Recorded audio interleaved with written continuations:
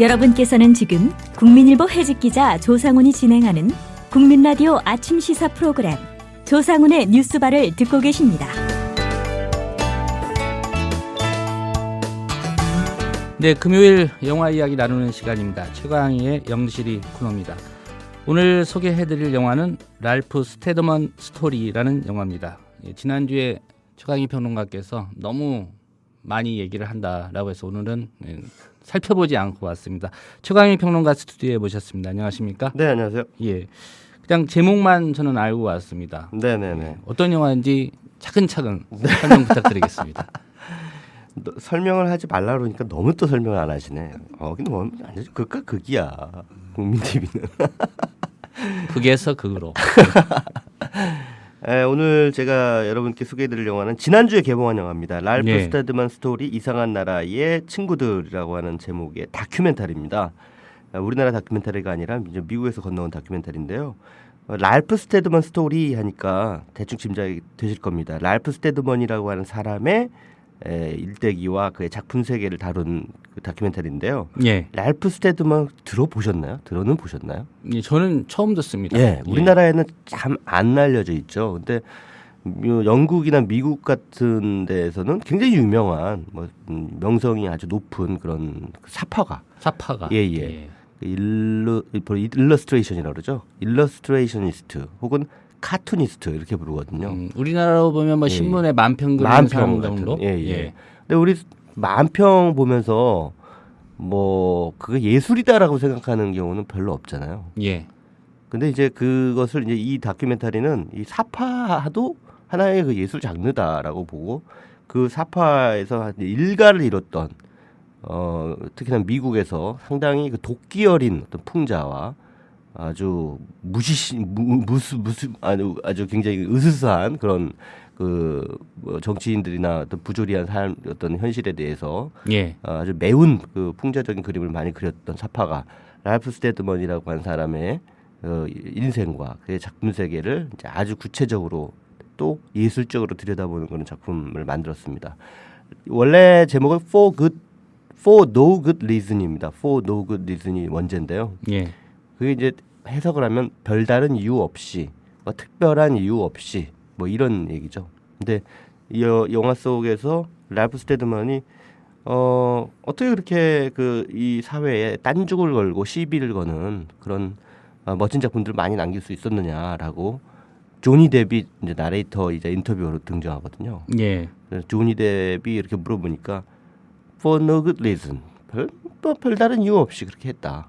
그냥 우리는 그냥 그렇게 했다라고 이제 얘기를 하고 나중에 이제 조니 뎁이 랄프 스테드먼이라는 사람에 대해서 자신만의 찬사를 이제 말을 할 때 그런 얘기를 합니다. 그 랄프 스테드먼은 정말 위대한 예술가다라고 하면서 For no good reason, 뭐 특별한 이유를 달 필요가 없다.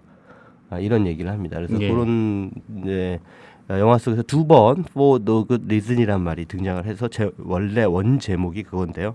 한국어 제목은 랄프 스테드먼 스토리 이상한 나라의 친구들이라고 바꿨습니다. 왜냐하면 랄프 스테드먼이 이상한 나라의 앨리스를 그 사파책으로 만들었어요. 예. 그래서 그게 영미권에서 상당한 반향을 불러일으켰습니다. 근데 이 사람의 그 사파는 상당히 좀 독특하고 좀 어떻게 보면 그로테스크하다고 해야 될까요? 기괴하다. 그게 이 영화의 그 인터뷰어로 등장한 조니 뎁하고 좀 어느 정도 일맥상통하죠. 조니 뎁도 약간 괴짜 스타고 특히나 그 팀 버튼 감독의 영화에서 가의 손이라든가 뭐 최근에 찰리 윌슨의 찰리 초콜릿 공장인가 뭐 이런 영화들도 뭐 무슨 이발사로 나와가지고 이렇게 막 잔혹한 이발사 이야기 뭐 이런 영화 나와서 상당히 그 그로테스크한 그런 연기를 했는데 약간 아웃사이더적인 그런 색깔을 보여주는 배우라고 할 수 있겠죠. 두 사람이 좀 통하는 사이겠군요. 그래서 이제 조니 뎁하고 이 랄프 스테드먼이라는 사람이 좀 비슷한 느낌이 들어요. 근데 한 명은 배우고 한 명은 그림 그리는 사람입니다. 예. 근데 랄프 스테드먼은 자기가 예술가라고 생각을 안 하는지 본인이 스스로 자기는 예술가라고 생각해 본 적이 한 번도 없다. 나는 그저 카투니스트, 사파가일 뿐이다라고 얘기를 했는데 누가 보더라도 이분이 작업하는 그 모습이 이제 영화 속에서 쭉 그려지는데 정말 대단합니다. 근데 작업하는 방식이 아주 특이한 게요. 그 붓을요, 붓에다가 이렇게 먹을 아주 가득 묻혀가지고요, 그 도화지에다가 확 뿌려버려요. 그냥 일단 처음엔. 뭐 행위 예술하는 것처럼. 예. 확 뿌립니다. 일단 덩어리째. 그다음에 거기서 뭔가를 막 만들어내요. 그러니까 자신도 이게 어떠한 모습으로 바뀌어 나갈지 모르는 상황에서 작업을 시작하는 겁니다. 예. 그거 자체가 굉장히 자기한테 크게 흥미로운. 한 번 뿌리고 작업을 합니까? 아니면 여러 번 뿌려봐서 좀 모양이 나오겠다. 그때 다른 게, 그러니까 분명히 어떤 자기가 그 생각한 방향은 있을 거예요. 예. 그냥 대충 뿌리겠습니까? 예. 근데 어쨌든 확 뿌려요. 근데 덩어리가 팍 도화지에 붙어요. 그러면 이제 거기다가 이렇게 하면 진짜 신기하게 그게 하나의 형상이 되는 거예요. 그리고 또 이게 입으로 뭔가 이렇게 먹을 있잖아요. 뿌려요. 또 그 뭐 분사하는 방식이 있죠. 분사하는 방식으로 뿜는다 이거죠. 뿜어요. 예. 그래가지고 훅 뿜어가지고 막 점을 만들어내고 아주 굉장히 독특한 방식으로 작업을 하는 그런 그 예술가라고 할 수 있겠습니다. 아무튼 이 사람은 원래는 영국 출생이고요. 36년생이고 1960년대에 그 영국 사회의 정치를 아주 날카롭게 풍자하는 작품 활동으로 유명세를 얻게 됩니다. 그리고 1970년대 이제 미국으로 건너가는데 거기에서 헌터 톰슨이라고 하는 아주 절친한 친구를 만나게 되는데 이 사람이 바로 저널리스트입니다. 헌터 톰슨은 이른바 곤조 저널리즘이라고 하는 것을 창시한 사람이에요. 근데 곤조란 말이 일본어죠. 곤조, 근성 뭐 이런 뜻인데 이 곤조 저널리즘이라는 게 뭐냐? 취재 대상에게 적극적으로 개입해서 1인칭 시점으로 기사를 서술하는 방식입니다. 그러니까 우리가 흔히 저널리즘 하면은 객관성, 중립성 이런 것들을 기본 미덕으로 삼고 있다고 얘기들 하잖아요. 그렇죠. 예. 근데 그게 어떻게 가능하냐? 예. 사람이 취재를 하는 건데. 그래서 취재 대상에 나의 시점으로 적극적으로 개입해서 참여해서 쭉 따라가면서 일종의 르포 방식으로 기술하는 방식. 그걸 바로 곤조 저널리즘이라고 하는데 이 곤조 저널리즘의 창시자가 바로 헌터 톰슨이라고 하는 저널리스트입니다. 취재원이 취재를 하는 겁니까? 취재 대상에게 기자로서 예. 기자로서 저널리스트가 취재 대상에게 아주 가깝게 다가가서 그 사람을 진정으로 이해하고 함께 부대끼고 함께 생활하고 하면서 이제 이 과정에서 어떤 그 상황을 자기가 겪었던 내용을 쓰는 것이죠. 그래서 뭐 객관적인 척 안 하고 중립적인 척 안 하는 거죠. 그래서 근성을 가지고 뭔가에 부딪히면서 계속 나가는 그런 방식이라고 해서 이제 곤조 저널리즘이라고 부르는데 이 곤조 저널리즘의 창시자인 헌터 톰슨의 어떤 기사를 더욱 빛나게 해줬던 게 바로 이 랄프 스테드먼의 사파입니다. 예. 랄프 스테드먼이 또 역시 마찬가지로 그와 함께 동행을 하면서 그 취재 과정을 함께 겪어 나가요. 그러니까는 무조건 야, 나 이런 기사 있으니까 사파 써 하면서 휙 던져주면 그 기사 보고 이 정도로 그림이 되겠구나 해가지고 이렇게 그리는 그런 게 아니래요. 예, 우리나라 신문사들 일반적으로 이제 기사 텍스트 프린트 해주고 이거 보고 그려 이렇게 해서 뭐 몇 시간도 아니죠. 그렇죠. 몇 분 만에 그리라고 하고 마감 시간 임박하면. 그렇죠. 근데 그게 아니라 같이 취재 과정에 동참을 합니다. 그래서 이제 헌터 톰슨이 어느 날 밤에 전화가 갑자기 와가지고 야 여기 취재거리 진짜 끝내주는 거 있어. 빨리 와.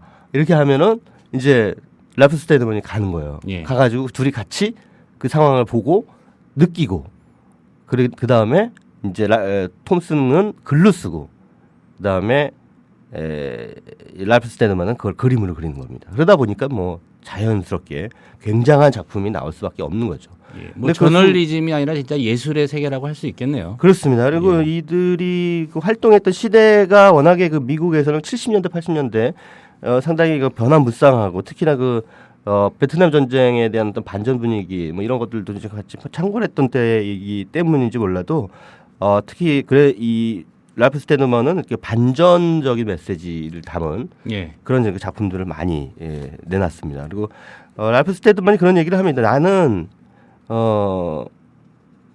예술을 통해서 세상을 바꾸고 싶었다. 그런 얘기를 합니다. 그게 바로 예술의 그 책임이 아니겠느냐, 의무가 아니겠느냐.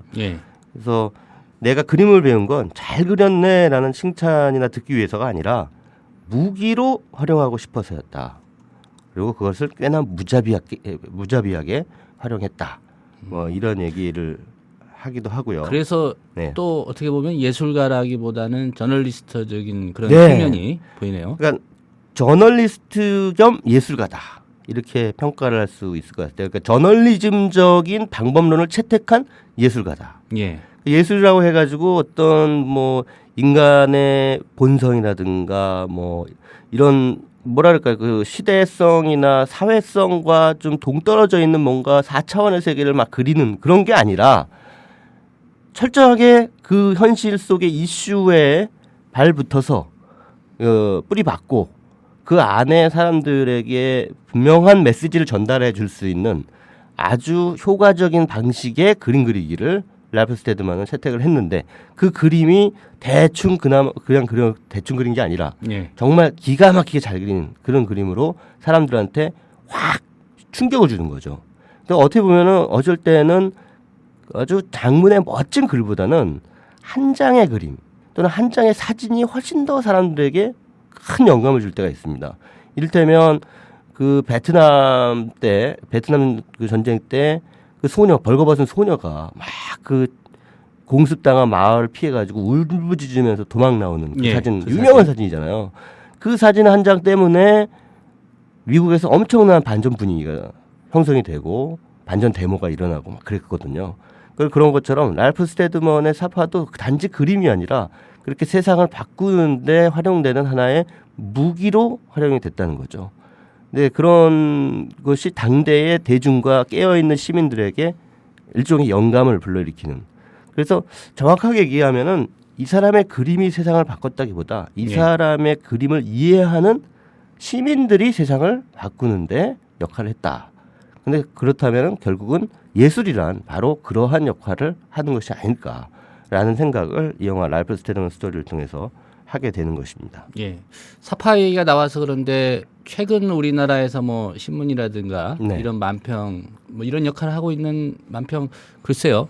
이전에 김상택 화백이었던가요? 예. 경향신문에 있다가 이제 예. 중앙일보로 옮겼던 뭐 그 김상택 화백의 만평은 좀 어느 정도 메시지가 있었던 것 같아요. 네네. 최근에는 그렇게 좀 눈에 띄는 만평이라든가 이런 게 좀 안 보이는데 우리는 그냥 흔히들 신문지상에 떠오르는 게 만평 수준에서 만평 이렇게 손으로 이렇게 그리는 그 정도 수준에서 이제 머물고 마는데 이 양반은 이제 가디언이라든가 뭐 롤링스톤, 뉴욕 타임스 이런 그 매체에다가 계속 끊임없이 이제 기고를 했거든요. 근데 거기 실린 그 사파가 우리 신문에 실리는 만평처럼 그냥 하루 끄적끄적 해가지고 그리는 뭐 그분들의 그 작업을 제가 폄훼하는 건 아닙니다. 근데 그런 수준이 아니에요.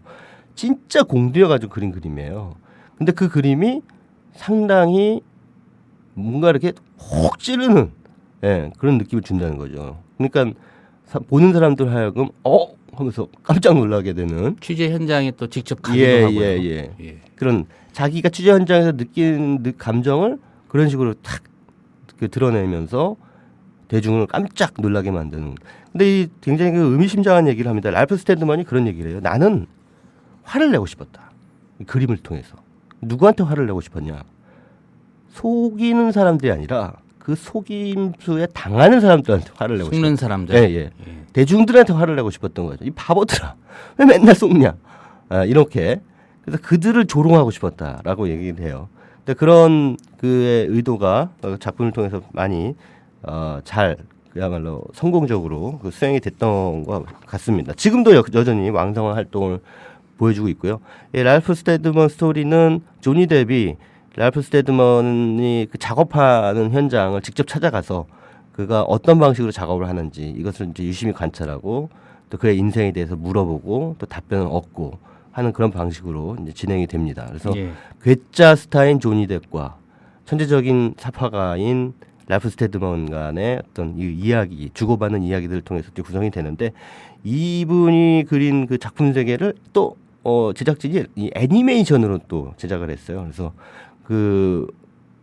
예전에 만들었던 아주 유명한 작품들 이런 것들 다 분해해가지고 이거를 또 그린 순서대로 다시 막 그 아주 빠른 역동적인 애니메이션으로 만들어냅니다. 그리고 여기에 또 상당히 멋진 음악까지 삽입을 하면서 이 랄프 스테드먼 스토리는 랄프 스테드먼이라고 하는 예술가에 대한 찬미이자 이 작품 자체가 다큐멘터리 작품 자체가 하나의 예술 작품이에요. 그래서 이걸 보다 보면은 랄프 스테드먼이 대단하다라는 느낌과 동시에 이것을 제작한 제작진도 참 대단하다. 이걸 다큐멘터리로 만들겠다고 생각한. 생각한. 근데 다큐멘터리를 그야말로 좀 어떻게 보면 우리가 흔히 다큐멘터리 하면은 약간 좀 지루하고 고루하다라고 생각을 하는데 이 한 89분 정도의 러닝 타임 그 자체가 또 예술입니다. 화면을 영상을 만들어내는 과정이라든가 이런 것이 굉장히 아름다워요. 물론 거기에는 랄프 스테드먼의 작품들이 재료로 활용이 됐기 때문에 더더욱 그렇겠지만 그것을 랄프 스테드먼은 그냥 단순히 하나의 어떤 인생을 재구성하는 것이 아니라 그의 작품들을 다 해체했다가 다시 재구성하는 그 과정이 이것도 정말 한 명의 예술가에게 다가서려는 제작진의 어떤 경의가 느껴진다 그럴까요? 그걸 휘뚜루마뚜루 대충 해서는 안 되겠다. 멋지게 보이도록 해야겠다라고 하는 그런 진정성 넘치는 경의가 아주 가득 묻어나는 그런 작품이라고 할 수 있겠습니다. 그래서 우리가 흔히 예술을 그냥 우리의 삶과 동떨어져 있는 무언가로 이렇게 받아들일 수가 있는데 이 랄프 스테드먼 스토리를 보시면서 예술이라는 게 진짜 사회의 어떤 그 정의를 위해서 참여할 수 있고 그 참여를 통해서 사람들을 변화시켜 나갈 수 있는 그러한 사례가 있구나라는 것을 확인하면 더더욱 그 이후에 우리가 예술 작품을 바라보는 태도나 관점도 좀 달라지지 않을까 이런 생각이 듭니다. 이런 생각을 해봅니다. 한참 후에 최강희 선생이 이렇게 영화 이야기를 준비하는 과정을 다큐멘터리로 만들어서 최강희 스토리 또 이렇게 나올 수도 있겠다라는 생각을 좀 해봅니다. 영실이 시간에 제가 했던 말을 좀 정리해가지고 책으로 내보면 어떨까 하는 생각도 들어요. 국민TV에서 저작권을 좀 주시면은 제가 쫙 해가지고 들어가지고 책으로 한번 내볼까. 좋은 아이디어 같습니다. 뭐 어떻게 좀 드려야 되나요? 인세를 같이 참여했기 때문에 회의를 통해서 한번 말씀을 드리겠고요.